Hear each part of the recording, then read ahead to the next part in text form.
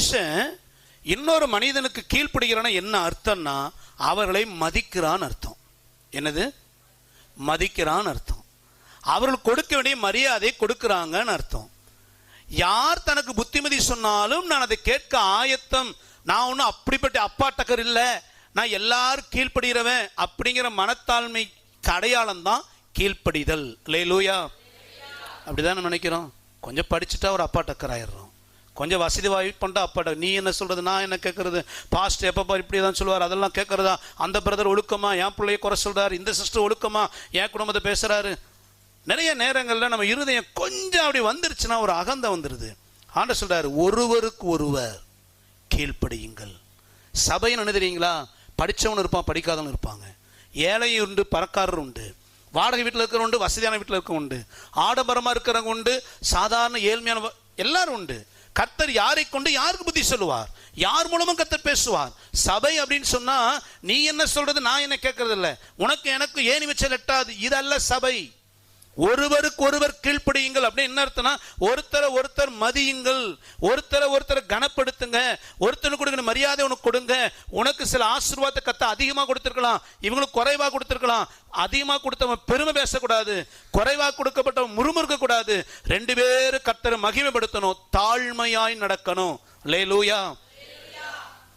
அகந்த வந்துருச்சுன்னா நம்ம கீழே இறங்குறோம்னு அர்த்தம். அகந்த வந்துருச்சுன்னா கீழே இறங்குறோம். அது எவ்வளோ பேர் நிலைமையில கர்த்தர் வைத்திருந்தாலும் சரி, தயவு செய்து சொல்லுகிறேன், மற்றவர்களுக்கு முன்பதாக பெருமையா நடக்காதீங்க. அடுத்தவர்களுக்கு கொடுக்க வேண்டிய கனத்தை கொடுத்து, மரியாதையை கொடுத்து, அடுத்தவர்களுக்கு வார்த்தை கீழ்ப்படிந்து தெய்வ பயத்தோடு நடங்க. எபேசியர் 5:21 வாசித்து பாருங்க. தெய்வ பயத்தோடு ஒருவருக்கு ஒருவர் சொல்லுங்க, என்ன செய்யணுமா? தெய்வ பயத்தோடு நாம் அப்படி கீழ்ப்படுகிறோமா? கொஞ்சம் யோசித்து பாருங்க. நீ கீழ்ப்படியாம என்ன ஊழியம் செஞ்சாலும், நீ அடுத்தவளை மதிக்காம எவ்வளோ அழகா ஜெபம் பண்ணாலும், நீ அடுத்தவளை அற்பமா எண்ணி வார்த்தையில கேவலப்படுத்தி செய்கையில கேவலப்படுத்தி அவங்கள அசட்டை பண்ணிட்டு நீ ஆண்டு சமூகத்தில் உட்காந்து என்னதான் முக்காடு போட்டு அல்லது முழங்கால் நின்று கையை தட்டி கூப்பிட்டு ஆண்டவரை கூப்பாடு போட்டாலும் தேவன் அப்படிப்பட்டவர்களுக்கு எதிர்த்து தான் நிற்கிறார். அல்லேலூயா. நமக்கு சமயம் இல்லை, அது காரி சொல்கிறேன். 2 நாளாகமம் 26 அதிகாரத்தை நீ வீட்டில் போய் வாசித்து பாருங்க. 2 நாளாகமம் 26 அதிகாரத்தில் உசியா என்கிற ராஜாவை குறித்து வேதம் சொல்லுகிறது. அந்த ராஜாவை குறித்து 2 நாளாகமம் 26 அதிகாரம் 3-5 வரை குறிச்சுக்கோங்க. நீ வீட்டில் போய் வாசித்து பாருங்க. இந்த உசியா ராஜாவான உடனே 52 வருஷம் ஆட்சி பண்ணான். எத்தனை வருஷம்? 52 வருஷமும் தேவனுக்கு பிரியமா நடந்தாங்க. ஆண்டவர் ரொம்ப நேசிச்சான், ஆண்டு வார்த்தை கீழ்ப்படிந்தான். இதனால கர்த்தர் என்ன பண்ணாருன்னா இந்த ராஜாவை ஆசீர்வதிச்சுக்கிட்டே இருக்கிறாரு, பெருக்க பண்ணிக்கிட்டே இருக்கிறாரு, மேல மேல போய்கிட்டே இருக்கிறான். அவனுக்கு இறங்கு வரிசையே இல்லை, அவனுக்கு தெரிந்தது எல்லாமே அசெண்டிங் ஆர்டர் தான். டிசெண்டிங் ஆர்டர் அவனுக்கு ஏறு வரிசை, முன்னேறி போய்கிட்டே இருக்கிறான். டாப் கீர்ல ஆண்டவர் ஆசீர்வதிக்கிறார். பொருளாதாரத்தில், தேசத்தின் ஆளுகையில, தேசத்தின் செழிப்பு, ஜனங்கள் வாழ்க்கை எல்லாத்துலயும் நல்லா வரான். இப்ப ஆசீர்வாதம் பெருகின உடனே கர்த்தர் கொடுத்த நன்மைக்காக தன்னை தாழ்த்துக்கு பதிலாக என்ன செய்தானா 26 அதிகாரம் 2 நாள் 26 16 வாசிங்க. அவன் பலப்பட்ட போது, அதாவது ஆசீர்வதிக்கப்பட்ட போது, செல்வங்கள் வந்தபோது, செழிப்பு வந்தபோது, தேவனால உயர்த்தப்பட்ட போது, அதான் பலப்பட்ட போது அவனோட மனம் என்னாச்சா? எது வரைக்கும் மேட்டுமையாச்சா? தனக்கு கேடு வர வர. இவன் ஆசீர்வச்சது யாரு? கர்த்தர். ஏன் ஆசீர்வச்சாரு? தேவனு பயந்து நடந்தான், கர்த்தரன் உயர்த்தினாரு. 52 வருஷம் ஆட்சி மகிமையா இருந்துச்சு. 5 வருஷம் ஆட்சி பண்ணாலே எலெக்ஷன் அப்போ 10 கோடின்னு சொத்து கணக்கு கொடுக்குறவங்க 5 வருஷம் ஆட்சி முடிஞ்சா அது 10-2 என்ன ஆகுது? கூடுது. ஆமாவா இல்லைங்களா? 5 வருஷம் ஆட்சியிலேயே அவன் பெரிய கோடீஸ்வரன் ஆயிடுறாங்க. இவர் எவ்வளோ வருஷம் ஆட்சி பண்ணாரு? 52 வருஷம். எவ்வளோ செழிப்பு இருந்திருக்கும். ஆசீர்வாதம் வந்தோடனே இறுதி என்ன ஆயிடுச்சான்? மன மேட்டிமையாகி என்ன பண்ணுவாருன்னா ஆலயத்துக்குள்ள போய் ஆசாரியர்கள் மட்டும் செய்ய வேண்டிய அந்த ஊழியத்தை நானும் செய்வேன்னு சொல்லி தூபகலசத்தை எடுக்கிறான். ஆசாரியர் சொல்றாங்க, ராஜாவே இது உமக்கு லபியாது, இது உமக்கு செட் ஆகாதுப்பா, இது உன் வேலை கிடையாது, இது எங்க வேலை, கர்த்தருக்கு விரோதமான பாவம் செய்யாத. உடனே என்ன பண்ணான்னா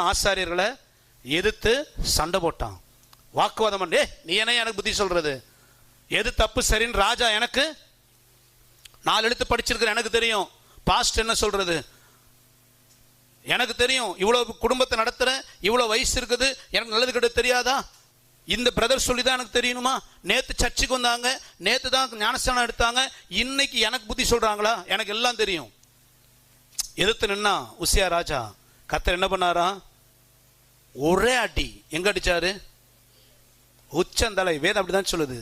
பெருமை உள்ளவனுடைய உச்சந்தலையை ஓங்கி அடிச்சார். தலையில குஷ்டம் வந்துருச்சு. அரண்மனையில் இருக்க வேண்டிய இவனை எங்குத்திக்கு உட்கார வச்சுட்டாங்க. குஷ்டரோகிக்கு மத்தியில் ஒரு கூடாரத்துக்குள்ள போட்டு தள்ளிட்டாங்க. ஏன்? மனமேட்டிமை. இந்த மனமேட்டி ஒரே நாளில் வந்திருக்குன்றீங்க இல்லைங்க. நம்மளை கொஞ்சம் டெஸ்ட் பண்ணிக்கணும். நமக்குள்ள அகந்தைங்கிறது ஒரே நாளில் வராது. இது நாள்பட உருவாகிறது. எப்படி அப்படின்னா, இப்போ இந்த உசியா எப்படி வழி தவறி போனான்னா, கர்த்தர் ஆசீர்வதிக்கிறாரு. தினமும் என்ன பண்ண ஆரம்பிச்சுப்பான்? தனக்கு இருக்கிற ஆசீர்வாதங்களை குறித்து பெருமையா, நான் யார் தெரியுமா? எவ்வளோ பேர் ராஜா தெரியுமா? நான் ராஜாவான பின்பதாயா தேசமே ஆசீர்வதிக்கப்பட்டுச்சு. நான் எதை தொட்டாலும் ஆசீர்வாதம். நான் இப்படி தன்னை குறித்து பிரபலமாக பேச ஆரம்பித்தான். பெருமையாக பேசுகிறது. எல்லாமே நமக்கு தேவன் கொடுத்ததுங்க. நீங்கள் ஜெபமணி ஒன்று நடந்திருக்கலாம். நீங்கள் தலை தூக்க ஆரம்பிச்சதுக்கு அப்புறம் தான் உங்கள் குடும்பமே ஆசீர்வதிக்கப்பட்டிருக்கலாம். நீங்கள் எழுமுனதுக்கு அப்புறம் தான் உங்கள் குடும்பம் ஒரு நல்ல நிலைமைக்கு வந்திருக்கலாம். நல்லது. அது கர்த்தர் உங்கள் மூலம் செய்த நன்மை. பெருமைப்படக்கூடாது. நான் வந்ததுக்கு அப்புறம் தான் நீங்க நல்லா இருக்கிறீங்க, அதனால நான் சொல்றத. நிறைய வீடுகள் அப்படிதான். பெற்றவங்க அப்படி இப்படின்னு ஏதோ கஷ்டப்பட்டு பிள்ளையை படிக்க வச்சு ஆளாக்கி இருப்பாங்க. இப்போ பிள்ளை நல்லா வளர்ந்து ஒயிட் காலர் ஜாப் நல்லா சம்பாதிச்ச உடனே இப்போ பெற்றவங்கள்ட்ட ரிப்பீட். எப்படின்னா, நான் வந்ததுக்கு அப்புறம் தான் நீங்கள் நல்ல சாப்பாடு சாப்பிட்றீங்க. எப்படி? அதனால நான் சொல்றது தான். நான் என் சம்பளத்தை வாடகையை அடைக்கிறீங்க, என் சம்பளத்தில் தான் வீட்டு செலவுல பார்க்குறீங்க, என் சம்பளத்தில் தான் இது நடக்குது. இதை கொடுத்தது யாரு சொல்லுங்க? யாரு? உசியாக்கு அந்த எண்ணம் வந்துச்சு. நான் யார் தெரியுமா? என்னால தான். இந்த பெருமை நாளுக்குள்ள என்ன ஆக ஆரம்பிச்சிருச்சுன்னா, மனமேட்டிமையாக ஆரம்பிச்சிச்சு. எப்படின்னா, ஆசாரில் பார்க்குறான். இந்த ஆசார ட்ரெஸ் விசேஷமானது, அழகானது. இதை போட்டு ஆலயத்தில் போய் ஊழியம் பண்ணா ஜனங்கள் தேவைனா தான் இந்த ராஜாட்ட வருவான். ஆனா எப்பவுமே ஜனங்கள் யார்கிட்ட போய் நிற்கிறான்?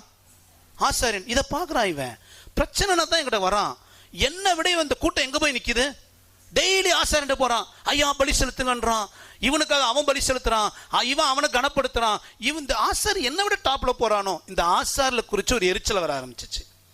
இந்த ஆசாரியல் ஸ்தானத்தை பிடுங்கணுங்கிற ஒரு மனமேட்டிமை.